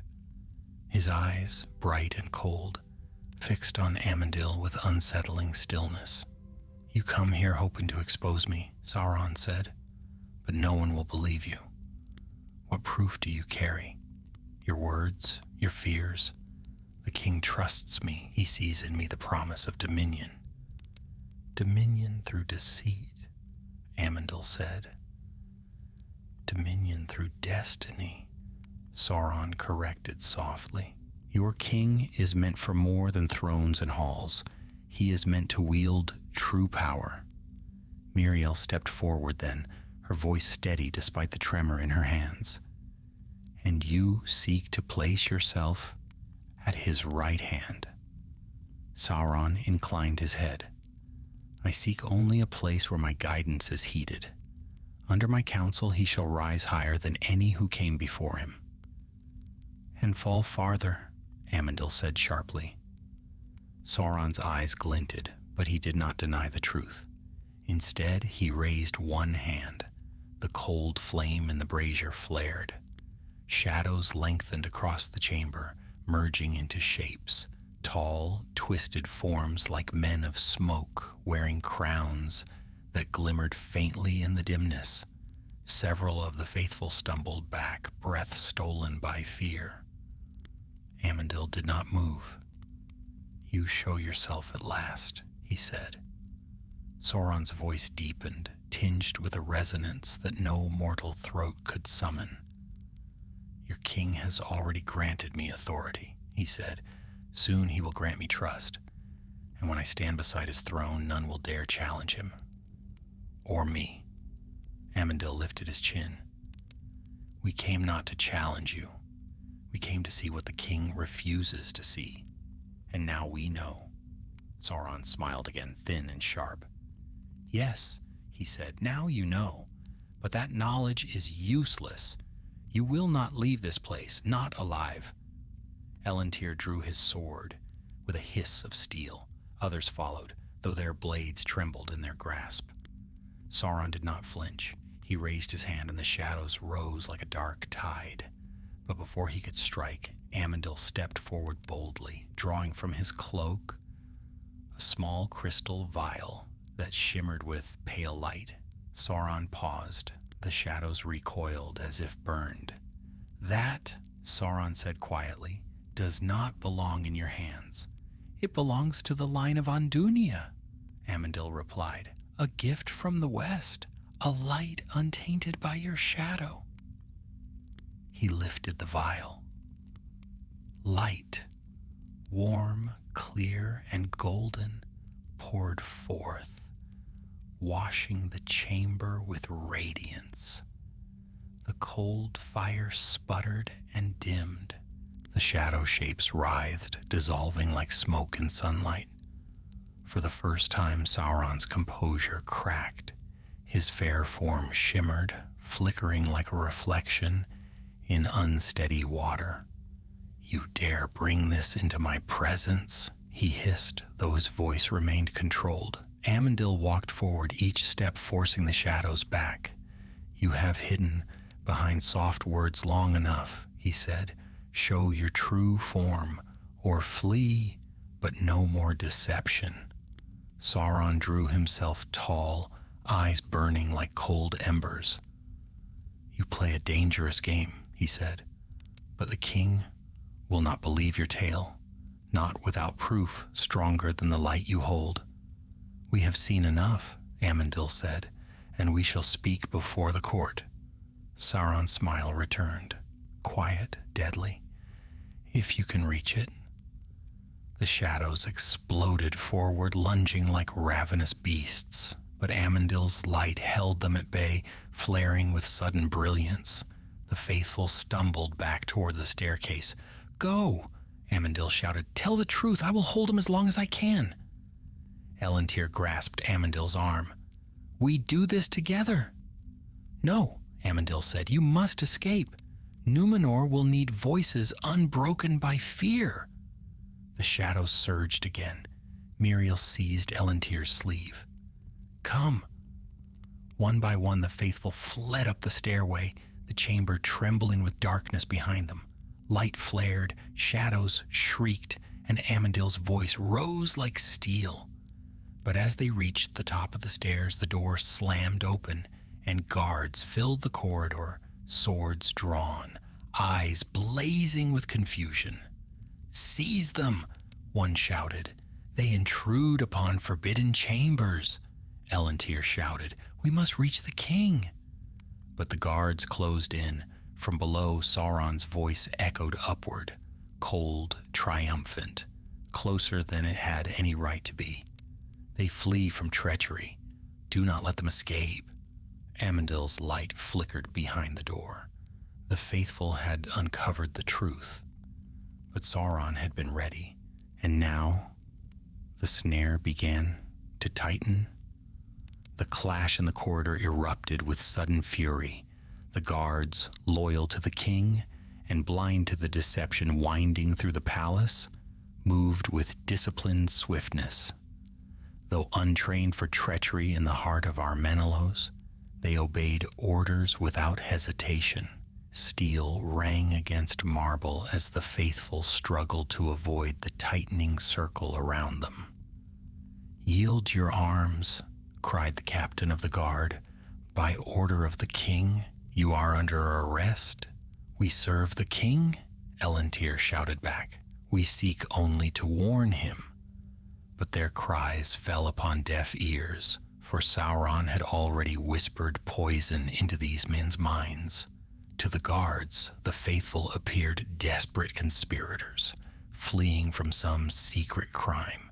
Belzegar, though aged, held his ground, standing before the younger faithful like a shield of old oak. "Stand aside," he thundered, though breath failed him. "There is darkness behind you, greater than any you imagine." The guards hesitated only a moment, but a moment was too little. More soldiers poured into the corridor from the far end, hemming them in. The faithful backed against the wall, retreating toward the stairway from which they had fled. Then came a sound that froze every heart, the slow, steady footsteps descending the corridor, with the calm certainty of one who feared nothing. Sauron appeared. He moved like a shadow. Given form, his fair guise restored, but his eyes glimmered faintly with a cold radiance that betrayed the power he carried. Though the guards had cornered the faithful, they stepped aside instinctively when he approached, as though granting passage to a creature far greater than they understood. "My lord," said the captain, bowing, "we have seized the traitors." Sauron inclined his head gently. "You have done well." Amandil had not yet emerged. Behind the closed door at the bottom of the stairway, the faint glow of his light pulsed like a slow heartbeat. Elendil glanced that way, despair tightening his chest. Sauron followed the glance. "No one will disturb him," Sauron said softly. "He has chosen his path, and so must the rest of you." Elendil stepped forward, though guards pressed their blades close to his throat. "You think your lies will stand forever? The truth will reach the king, one way or another." Sauron regarded him with quiet curiosity. "Truth?" he murmured. "You speak of truth as though it were stone. But truth is shaped by those who wield it, and your king prefers the truth I offer." Miriel stepped forward, defying the guards' raised swords. "He is blinded by pride," she said. "You twist his desire for greatness into a chain that binds him." Sauron's eyes softened in mock sympathy. "Greatness frightens those who dream only of safety, but your king was never a timid man. He walks a path you cannot understand." Elendil spat. "He walks a path shaped by your deceit." At that, Sauron's expression grew colder. "Enough," he said. "The king will decide your fate. Bring them." The guards surged forward. Chaos erupted. Belzegar struggled fiercely, though age weighed upon him. Almandur broke through the line for a moment, only to be seized by 2 soldiers. Miriel dodged a grasping hand, her cloak swirling like shadow, but a guard caught her arm. Elendil fought with desperate strength, parrying blows with the ceremonial blade still at his side. "Do not harm them," Sauron commanded. "Wound them if needed, but they must live." The order only deepened the faithful's dread. They needed them alive, for spectacle, for accusation, for the king's judgment. A guard swung at Elendil, striking the sword from his hand. Another seized him from behind, locking his arms. Belzegar gasped as a blow forced him to his knees. Miriel, though resisting fiercely, was dragged forward by 2 soldiers. At the back of the corridor, the heavy door burst open. Amandil staggered into the hall, the light in his hand flickering weakly, dimmed by the power he had confronted. His face was pale, his breath ragged, but his eyes held unbroken fire. Sauron turned. "Amandil." The name left his lips like a quiet judgment. Amandil raised the vial again, though the light within had grown faint. "You will not hide from me," he said. "Whatever face you wear, whatever lie you speak, I will reveal you before the king." Sauron regarded him with mild interest. "Reveal? To whom? These guards obey the king's will, and the king obeys ambition." Amandil stepped forward, though his knees threatened to fail. "You underestimated us," he said. "We have seen your true nature, and now we will tell all of Numenor." Sauron's smile thinned. "You will tell nothing." Then, before the guards or the faithful could react, Sauron raised his hand. The shadows along the walls twisted, surged forward like living smoke, and slammed into Amandil. He was thrown hard against the marble floor. The vial rolled from his hand, striking the ground with a sharp crack.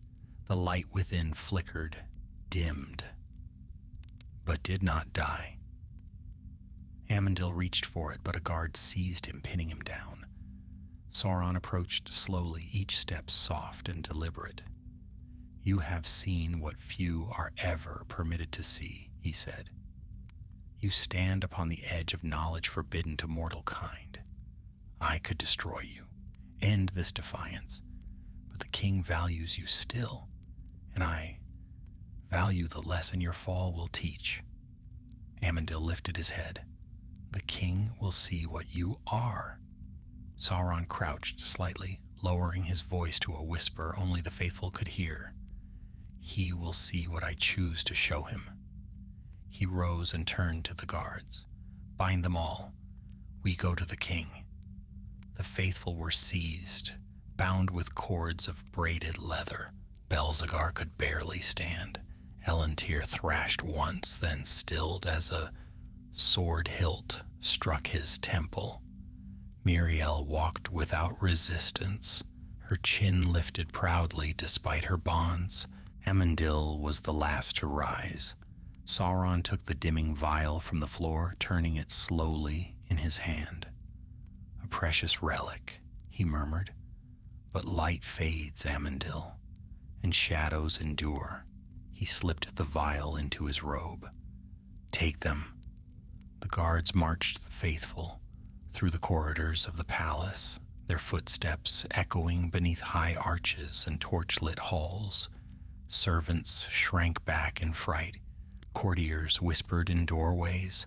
The procession grew like a storm cloud, drifting toward the king's chamber. Amandil walked at the front, held upright by sheer will. Elantir limped behind him. Miriel moved with silent dignity.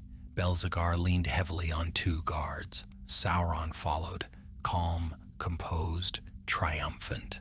A heavy stillness filled the throne room, thick as mist upon a winter field.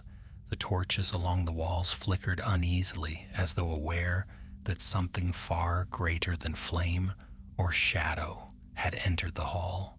Ar-Pharazôn stood tall before his throne, his golden mantle flowing like a sheet of sunlight down the steps. Yet his eyes were troubled, storm-laden, sharp, uncertain.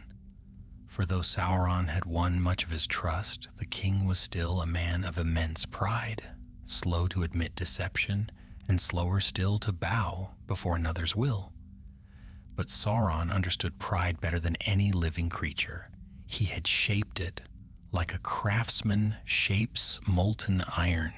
He strode into the hall with the graceful assurance of one who knew every word he spoke would land where he willed it. Behind him came the faithful, Amandil, Miriel, Elantir, Belzegar, Almandur, bound, weary, wounded, but unbroken in spirit. Their passage stirred whispers among the gathered nobles. Traitors, some murmured, victims, others whispered, but none dared speak too loudly.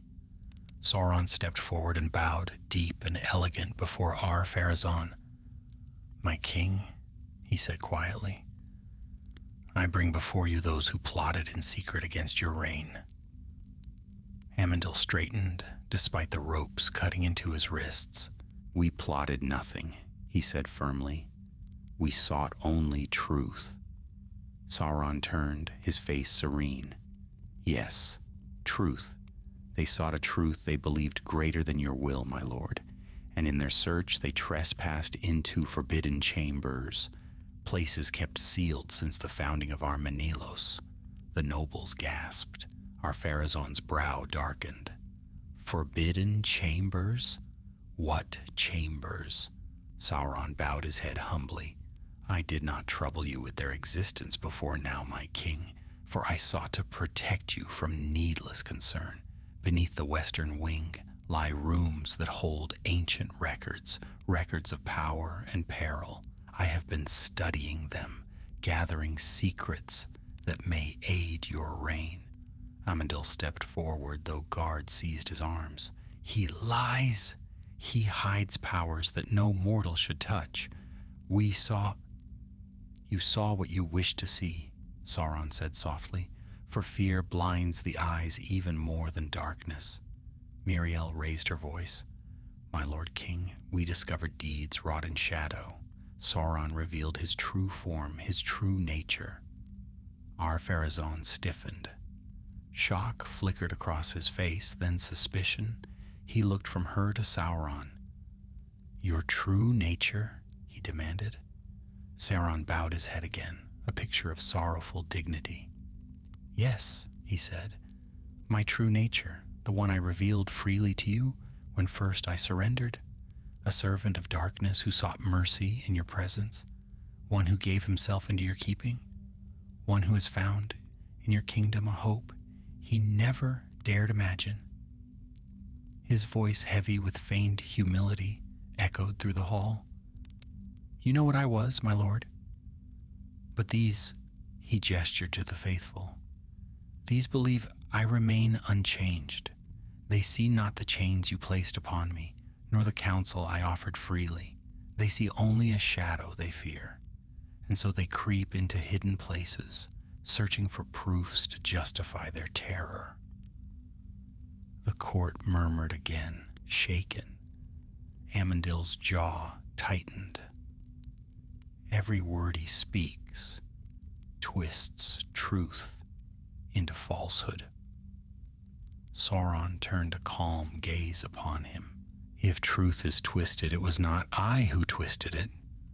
Ar-Pharazôn raised a hand, silencing all voices. He descended the steps from his throne and walked toward the prisoners. First to Amandil, his old friend. His steps were slow, deliberate, heavy with memory. "Amandil," he said, "why? Why trespass into hidden places? Why act in secret?" Amandil met his gaze without faltering. "Because you would not listen. Because Sauron has veiled your sight.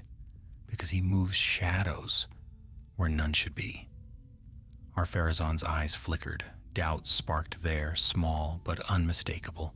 Sauron saw it and struck swiftly. "My king," he said gently, "Amandil carries with him an object of great danger, something he kept concealed." He reached into his robe and drew out the crystal vial, the token of light Amandil had brought into the chamber below, but now the light within it glimmered faintly, weakened, its sheen clouded. Sauron held it up for all to see. "This," he said, "is forbidden within the palace, a relic of the old ways, a charm carried to ensnare the mind. He wielded it against me." Amandil stiffened. That vial was a gift of the West. "Then why hide it?" Sauron asked softly. "I hid nothing," Amandil said fiercely. "It shone with light the shadows could not endure." Sauron smiled sadly. "A convenient claim, one no one here witnessed." He turned to the king. "My lord, shall one relic outweigh the loyalty of one who has surrendered himself wholly to your command?" Ar-Pharazôn looked again at the vial. Its dimness betrayed Amandil's cause. Its weakened glow made his defense seem hollow. Doubt clouded the king's eyes. Seeing it, Sauron pressed the advantage like a blade. "My king," he said softly, "I beg you, judge them with mercy. They act from fear, not malice. Let their punishment be exile, not death. You have no need to shed blood for mistakes of the heart." Amandil's eyes widened. He understood at once. Sauron was shaping the judgment to his advantage, not out of kindness, but to bind the king's conscience. Death would spark outrage. Exile would break resistance without staining Ar-Pharazôn's glory. Sauron bowed low. Let them be sent away, far from the court they would disrupt. Let Numenor know that their king chooses mercy over wrath. The nobles murmured approvingly. Ar-Pharazôn hesitated. He looked at Amandil, not as a traitor, but as a friend. He no longer understood. "Amandil," he said, voice heavy, "you should have come to me openly." Amandil's voice trembled with the weight of truth. "You would not have heard me." Ar-Pharazôn's expression hardened. He turned to the guards. "Take them," he said quietly. "Hold them under watch until morning. At dawn, we decree their exile." The faithful bowed their heads, some in relief, others in despair. Exile would spare their lives, but not their cause. Guards seized them. But as Amandil was dragged away, he caught Ar-Pharazôn's gaze one last time. "My king," he said softly, "you think this ends here, but Sauron seeks more than your throne. He seeks your soul." Ar-Pharazôn flinched. Sauron stepped forward, gently placing a hand upon the king's arm. "My lord," he whispered so only the king could hear, "let not fear rule you as it rules them. Trust in your strength. Trust in the destiny that calls your name." Ar-Pharazôn exhaled slowly. Then he nodded, and thus Sauron stood at his side. No chains, no guard, no mask. Not prisoner, not guest, but counselor in full, chief advisor to the king of Numenor. The hall slowly emptied, and Amandil and the others were led away in silence. Sauron stood alone at last beside the golden throne. The torches flickered, shadows lengthening around him. He laid his hand upon the arm of the king's seat. His voice, barely more than a breath, drifted through the empty chamber. At last they reached the great doors of the king's throne room. The The guards pushed them open, revealing the tall figure of Ar-Pharazôn standing before his gilded throne, flanked by nobles and captains. At the sight of Amandil and the faithful bound, the king's face hardened. "Sauron,"